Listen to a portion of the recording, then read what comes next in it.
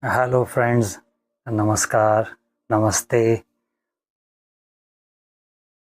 After a very long time, I have come live. It was there in my mind to make a small video on Moon in Aries in first house. But then I thought that instead of making a video and then making all sorts of editing, it is better to go live with this topic. It's a very small topic, and I would be sharing the remedies or the suggestions based on this combination. Okay,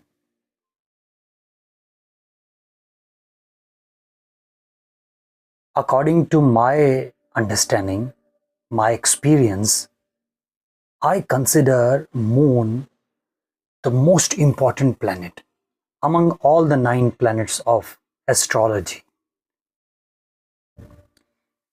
And I have the reason to say that because Moon is our emotions, our feelings, our sentiments. It is connected to the most important sector of our life. And our life is governed by feelings and emotions. We live with emotions. Let me explain about first house first. First house is our self, our physical structure, our body, our physical characterization, or our personality, our persona, our aura, our self-esteem, our ego, everything connected to ourself, me, mine, myself, that is first house. And that is the beginning of the journey. First house plays a very important role among all the 12 houses because this is the beginning of the journey. This is the house which signifies, which tells us at which part of or which direction the energy of our life is directed, diverted, oriented, or funneled, or focused. And this is by the grace of existence. And we cannot do otherwise. We cannot think otherwise. We cannot live otherwise because we have to live as per our ascendant. Right now, I'm talking about first house, Aries. Okay, so it means the person life energy is oriented and focused, funneled and oriented towards himself. Everything connected to himself. That is first house. Okay, just a moment.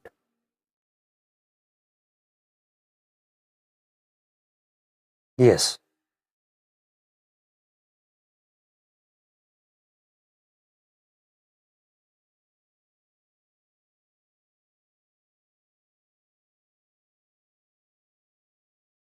Okay, so that is first house. So here I'm talking about Aries. Aries ascendant or Aries zodiac sign in the first house. Now, what is Aries sign? Aries sign is about determination, accepting challenges in the life, vigor, energy, a kind of stubborn attitude or goal oriented.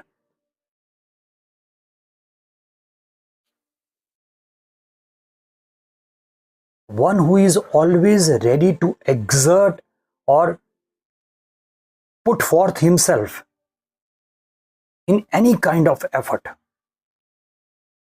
positive or negative. So that is Aries, and it is a fire sign. Fire, you know the nature of fire, it's going towards sky, upward. So these are very motivated people. Aries, okay, they are very motivated people. They are always ready to accept challenges.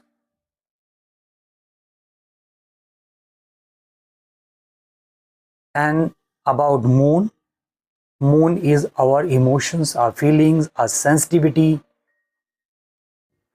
It is connected to the fourth house, a dwelling place, a mother,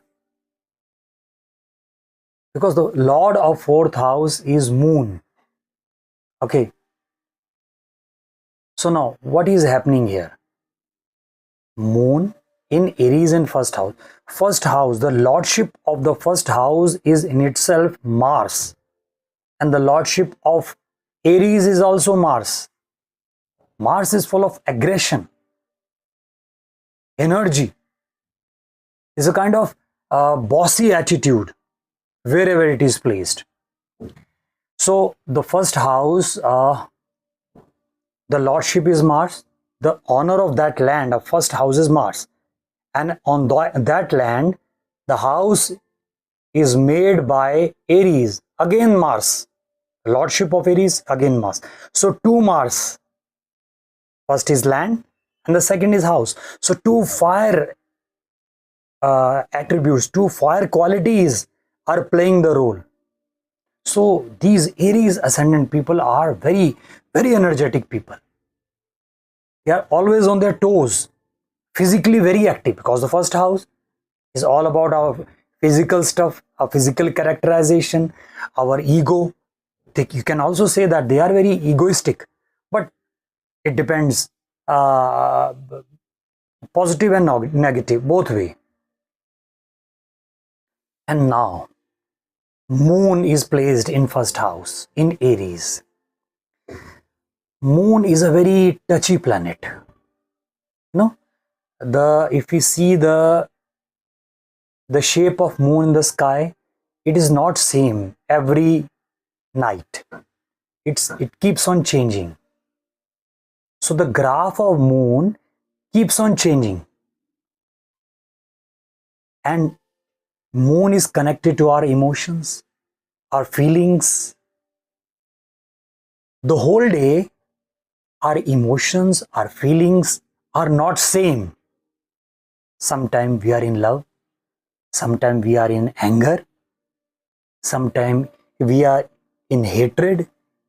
Various kind of feelings and emotions smothered us, or we are in the grip of certain emotions. So the graph of emotion is like the tides of an ocean,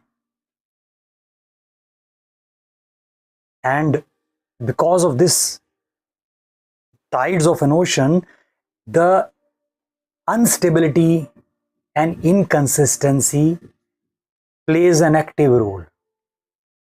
That becomes the nature of moon, and because of instability, inconsistency, there lies an insecurity.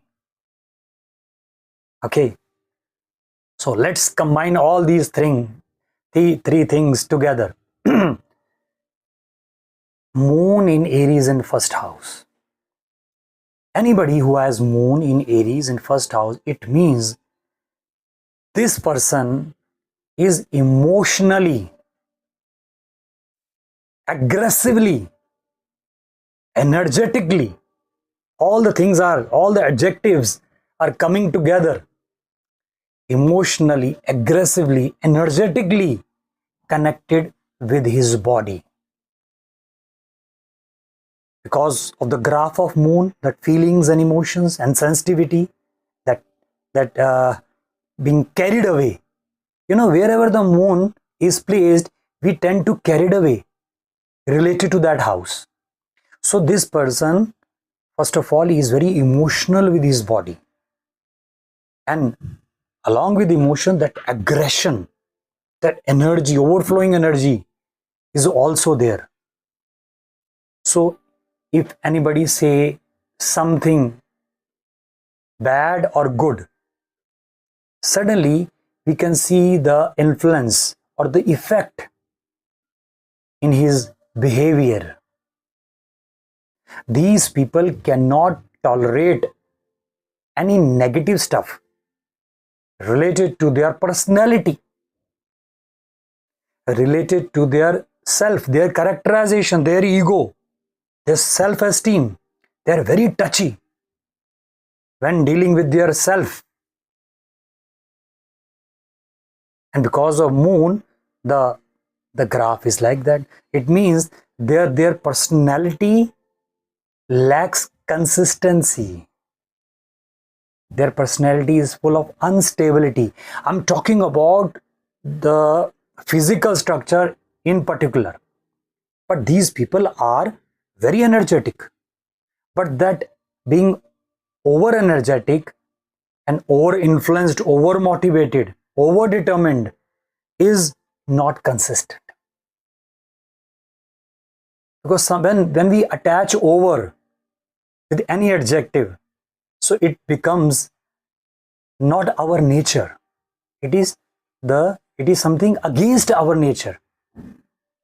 One can be relaxed, one can be happy, one can be sad, one cannot be very sad the whole time, the whole day. One cannot be very happy the whole day. So when I say that the moon in Aries in the first house, these people are sometimes over energetic. Their emotion, their feelings, their sensitivity is getting a kind of drift. Sometimes the tides is touching the sky and then it's falling back. Okay, you must have observed, if you have ever visited the place nearby sea during full moon, the tides are just sometimes very high and then it is coming back. The same thing happens to these people who has moon in Aries in first house. They are very sensitive about their body, about their personality. They cannot tolerate, and these people are emotional, but emotions are flowing towards themselves only. So you can say that to some extent they are selfish because they are not emotional toward other people. Because Aries, first house, they are emotional toward themselves. They get carried away if something bad happens to their self. That is their weakness, and they even get motivated because again the shape of tides, the motion, the movement of tides. First house moon is also our mother, right? So these people, they are also very much physically very closed intimacy with their mother. A mother plays a very important role in their upbringing, their physical structure. The mother plays a very important role in upbringing, in developing their physical structure, in developing their personality, developing their ego, and something more. Because moon is mother. Mother is the nature of mother is also very aggressive, short temper. Even these people are also short temper, quick anger. And mother, they are also short temper.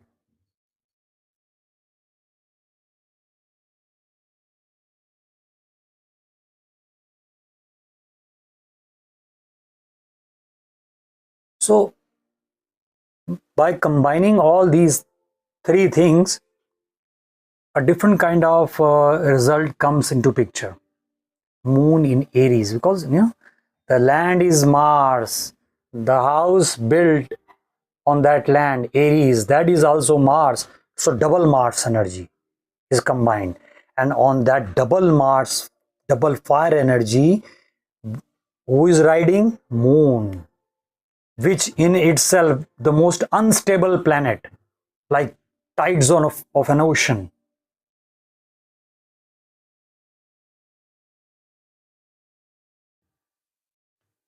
So it's a difficult combination, difficult for those who are staying with these people, the parents of this child, or the spouse of this person. They find these personalities bit difficult to handle. They cannot open up their mind with these people, and in particular if it is concerning their personality, their self, their characterization, their ego, they will not tolerate. So let's talk about the remedies, because these people, they are quick to anger, they are ready to burst physically, very exert. So the remedy is, first of all, they should exercise on daily basis,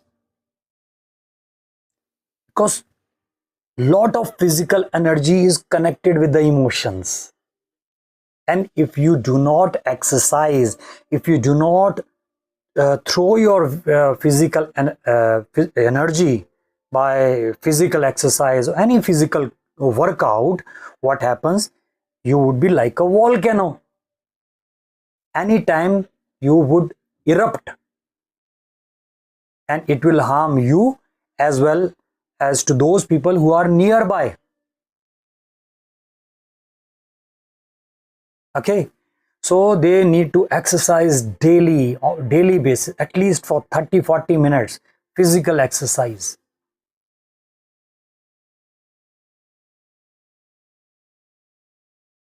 This is must. And these people should avoid, if I'm talking about food articles, they should avoid those food which creates more fire in their stomach. I mean, high the, the food of lot of spice, less spices food they should intake, and not very hot food, not very hot liquid they should intake. These are few things they need to manage, and exercise on daily basis is required. Along with the exercise, they need to do certain kind of meditation, in particular chanting of Om, or simply humming. Humming means inhale slowly and deeply and exhale with the sound, with the humming sound. I'll demonstrate it.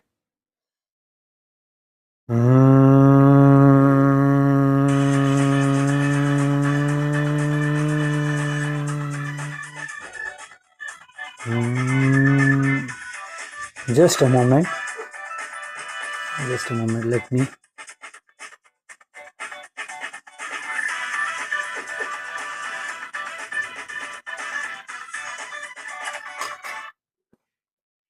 Just a moment.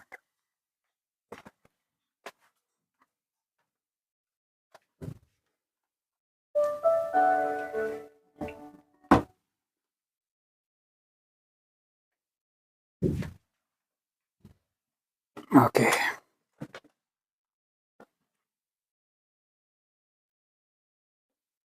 So I was talking about the kind of food they are supposed to intake. Less spicy food. The food, very oily food, fatty food, which creates a lot of fire inside the stomach, they will also create a negative impact in their body. There are a few people who are fond of eating sweets, lot of sweets, so they need to manage less sweets. Okay, and there are people, in particular North India, they have an habit of taking a lot of butter and ghee, and these create a lot of fire is being used up, so they should avoid, or in a very balanced manner they should intake these kind of food stuff. This will help them. Okay, so physical workout and the food which I've told about, all these precaution has to be taken, and less spicy food. So if you could manage the energy of your physical characterization, if you are exercising daily basis, then the lot of energy which is being misused or being in a very scattered in an unstable manner by moon can be controlled. There is no other way. Okay, so this is a small session for which I have come live, and two things I just want to share with you. First of all, I teach astrology.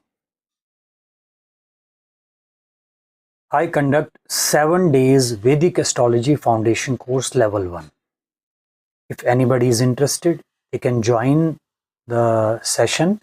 This is around 2.5 hour session with breaks, daily basis for 7 days. So 7 days, 2.5 hours daily.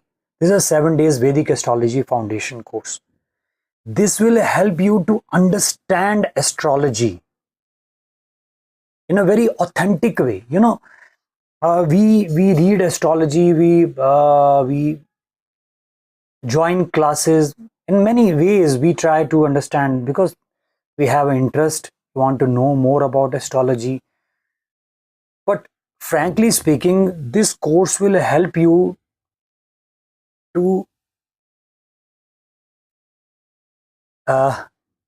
let you change your personality,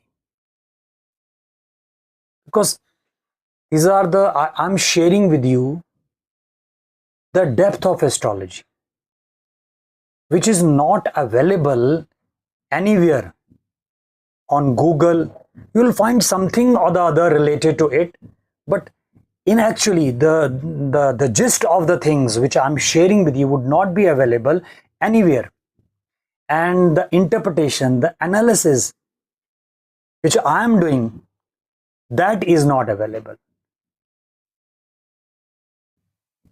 And this will definitely help you to grow up your personality. This 7 days Vedic Astrology Foundation course. This is very important. If you are interested, my number is available on the channel. You can book an appointment. And the second thing, if you do not have time to join 7 days classes, you can even get Vedic astrology consultation.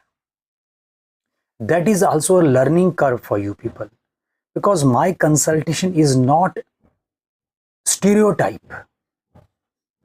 I do not discuss on Pitra dosh, Mangal dosh, Shani Sade Sati, Shani Dhaiya, all kind of, the terminology which every astrologer is talking about and which is of no use in our day-to-day life.